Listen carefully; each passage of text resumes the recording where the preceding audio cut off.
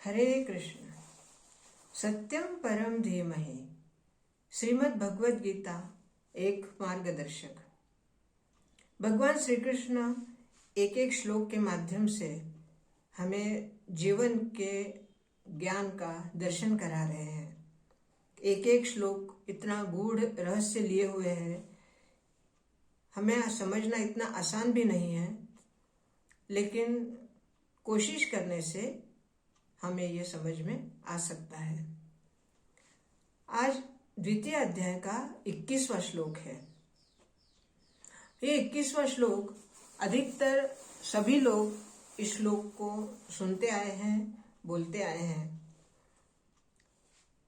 वासांसि जीर्णानि यथा विहाय नवानि गृह्णाति नरोपराणि तथा शरीराणि विहाय जीर्णान्य ज्ञानि संयाति नवानि देहि।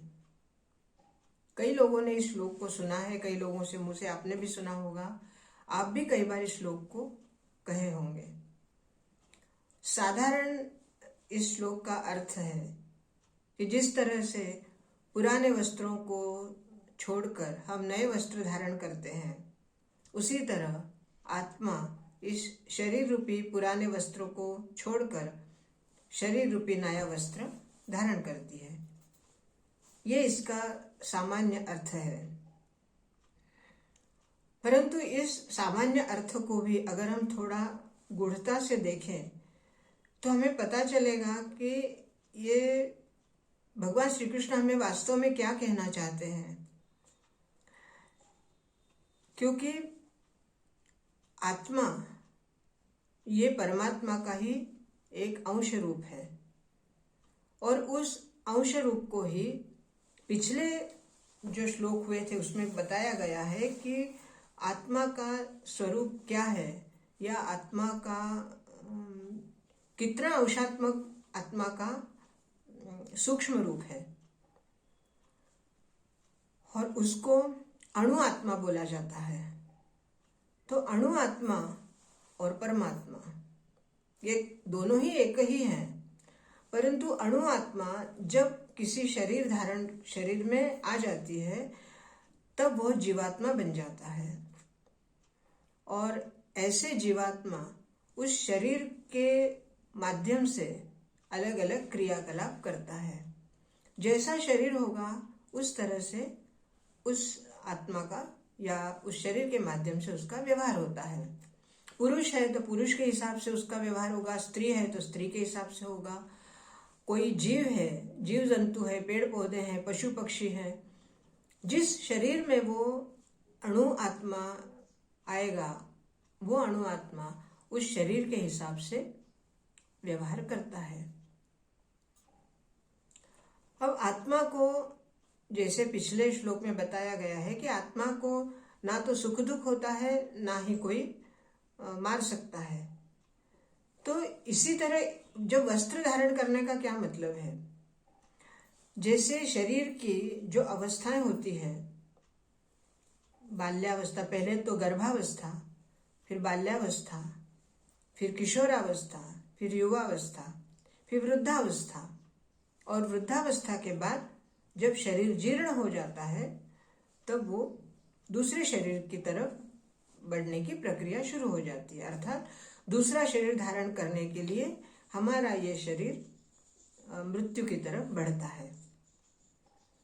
तो यहाँ अर्जुन को भगवान श्री कृष्ण ये कह रहे हैं कि जब हम वस्त्र धारण करते हैं, पुराने वस्त्रों को हम जब फट जाता है या पुराना हो जाता है या हमें वो वस्त्र नापसंद होता है तो हम उसको छोड़ देते हैं, तब क्या हम उस वस्त्र के लिए दुखी होते हैं?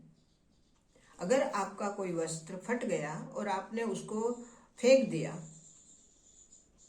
तो क्या आप उस वस्त्र के लिए रोते रहेंगे कि मेरा बहुत अच्छा वस्त्र था और मैंने उसको, मेरा वस्त्र फट गया, अब मैं क्या करूं?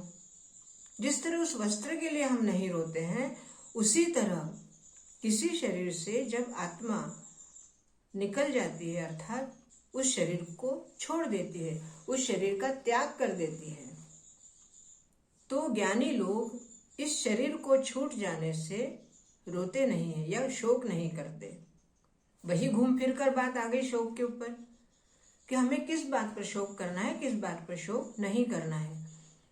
अभी आत्मा के ऊपर जो भगवान श्री कृष्ण हमें एक एक छोटी छोटी बात बता रहे हैं, उसी के बारे में आगे भी और बातें आएंगी। अभी जैसे इस वस्त्र के बारे में जो बता रहे हैं इस श्लोक में, वस्त्र बदलना अर्थात एक शरीर से दूसरे शरीर को धारण करना। इसी का एक उपनिषद में एक श्लोक आता है, उसका अर्थ है कि एक वृक्ष, ये जीवन एक वृक्ष है या एक वृक्ष है जिसके ऊपर दो पक्षी हैं। एक पक्षी अणु आत्मा और एक पक्षी परमात्मा।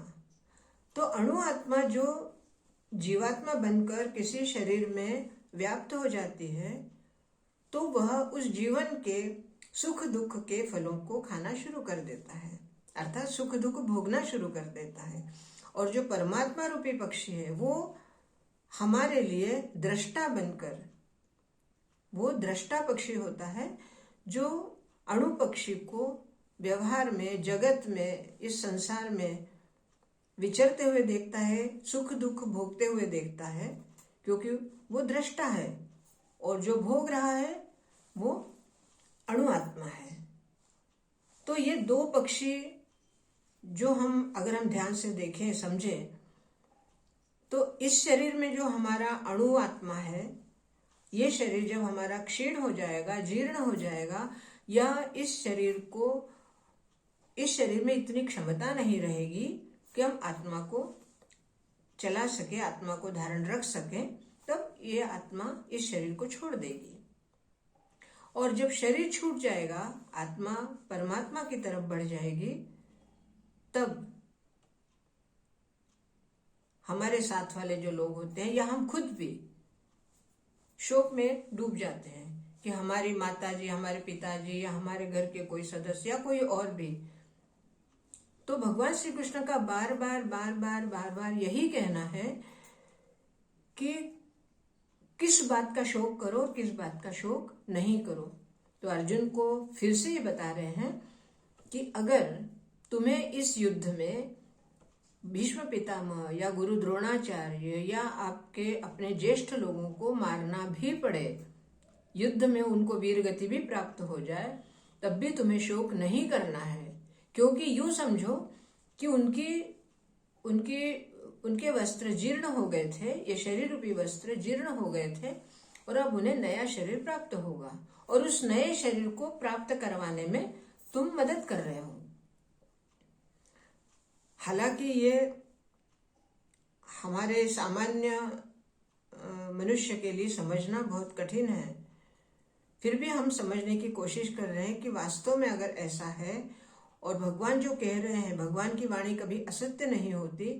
तो गीता में जो भगवान ने अपनी वाणी से ये सारी बातें कही हैं, उन बातों को देखते हुए हमें ये ध्यान देना है कि हमारे शोक करना है तो हमारे अंदर जो ईर्ष्या है, हमारे अंदर जो लोभ है, काम क्रोध लोभ मद मोह मत्सर, ये सब जो हमने हमारे अंदर छुपा रखे हैं, हमारे अंदर है, इन सब को हमें, ये सब हमारे अंदर क्यों है, ये सब हम अपने अंदर से क्यों नहीं निकाल पा रहे हैं, इसका शोक हमें करना है। इसका दुख हमें होना चाहिए कि हम हमारे अंदर के ये षड रिपुओं को कब निकालेंगे। दुख अगर है तो इस बात का होना चाहिए कि हमारे अंदर के ये षड रिपु हम निकाल फेंकें, और ये नहीं निकाल पा रहे हैं, यही सबसे बड़ा दुख का कारण है।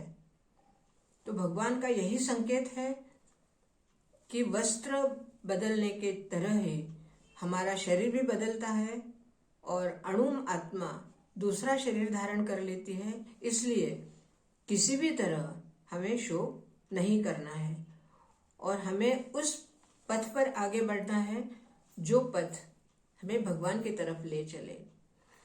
ये भगवान श्री कृष्ण के कहने का तात्पर्य यही समझ में आता है कि ये जो देह हमें मिली है, इस देह का हम भगवान प्राप्ति में जितना उपयोग कर सके उतना ही हमारा कल्याण होगा।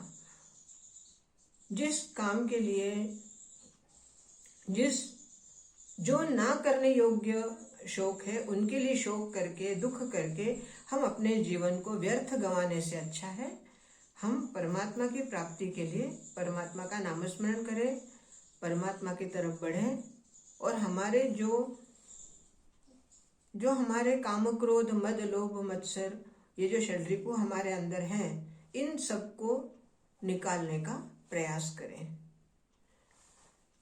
भगवान श्री कृष्ण की वाणी गीता के प्रत्येक श्लोक से हमें एक नया संदेश देती है और आज भी हमें यही संदेश मिल रहा है कि दुख नहीं करना है।